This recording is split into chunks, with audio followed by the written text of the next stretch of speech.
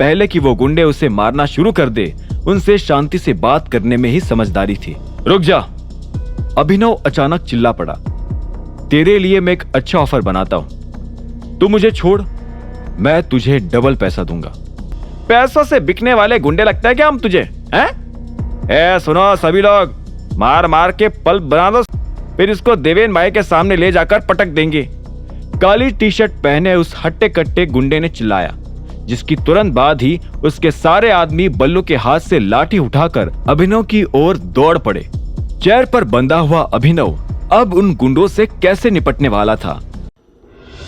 अभिनव को देवेन के गुंडों ने किडनैप कर लिया था और अब वो लाठी हाथ में पकड़े उसे मारने के लिए दौड़ भी पड़े थे। चेयर से बंधे अभिनव के पास फिलहाल बचने के लिए चेयर के साथ पीछे गिरने के अलावा और कोई ऑप्शन नहीं था।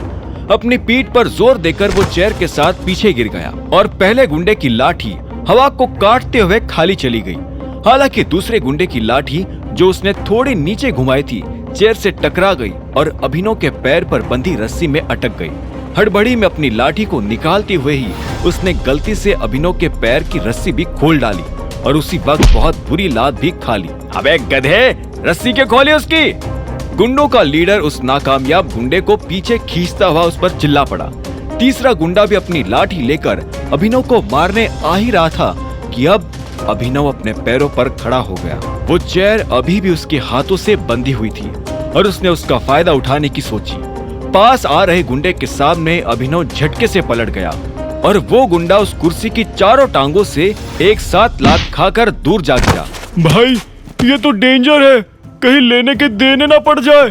साइड में खड़े बल्लू ने अपने बॉस से कहा।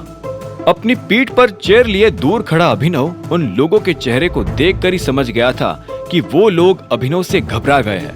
ऐसे में अभिनव जोर से हंसा और अपनी चेयर से उन लोगों को सांड की तरह उड़ाने दौड़ पड़ा। वो लोग भी दुम दबाकर वहां से भाग निकले। अभिनव उन्हें इस तरह से भागता देखकर जोर जोर से हंस रहा था। तभी उसे एहसास हुआ कि उसका सिर जोर से दुख रहा है। उसके सिर पर चोट लगी थी और उस चोट की वजह से अभिनव को चक्कर आ रहे थे। खून रिसकर अभिनव के होठों तक आ गया था। इससे पहले कि अभिनव पूरी तरह से बेहोश हो जाता, उसने जैसे तैसे उस कुर्सी से छुटकारा पाया और अपना फोन निकालकर अकरम का नंबर डायल कर दिया। इस वक्त अकरम ही उसके सबसे करीब था। लगभग आधे घंटे के बाद अकरम अभिनव के पास पहुंच चुका था। बेसमेंट से बाहर निकलकर अभिनव एक सुनसान सड़क पर अधमरा सा लेटा हुआ था। उसकी हालत अब और भी ज्यादा खराब थी। टाइगर, ये सब कैसे हुआ? घबराए हुए अकरम ने अभिनव के पास आकर पूछा। मुझे कुछ लोगों ने किडनैप कर लिया था, लेकिन अभी मैं ठीक हूँ। अभिनव ने अध खुली आंखों से अकरम को देखते हुए कहा। उसके सिर में तेज दर्द हो रहा था। अकरम ने कहा, घबराओ मत, मैं एम्बुलेंस बुलाता हूँ। इस पर अभिनव ने कहा, नहीं, उसकी जरूरत नहीं है, मैं ठीक हूँ, मुझे बस घर जाना है, मुझे घर तक छोड़ दो। और सड़क की दूसरी तरफ इशारा करने लगा, जहां उसका घर था। लेकिन अकरम को नहीं लग रहा था कि उसे इस वक्त घर जाना चाहिए था। अकरम ने कहा, टाइगर, खून बहुत बह रहा है, ऐसे में घर जाना? अभिनव ने अकरम की बात काटते हुए कहा, मैं ठीक हूँ अकरम, मुझे बस घर छोड़ दो। अकरम ने देखा कि अभिनव के चेहरे पर मुस्कान थी।